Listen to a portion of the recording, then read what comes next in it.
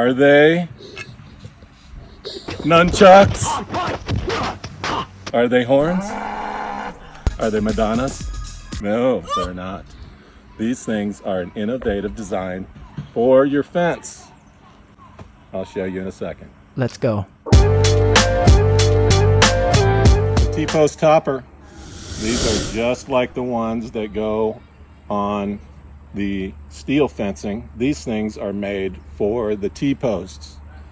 One is made to go outside and one is made to go inside. Either way you want it.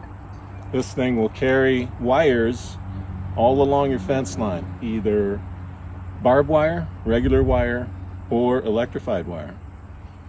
And the best thing about these is that they are made of plastic, so they can carry an electrical wire all the way through them without having to have a ground.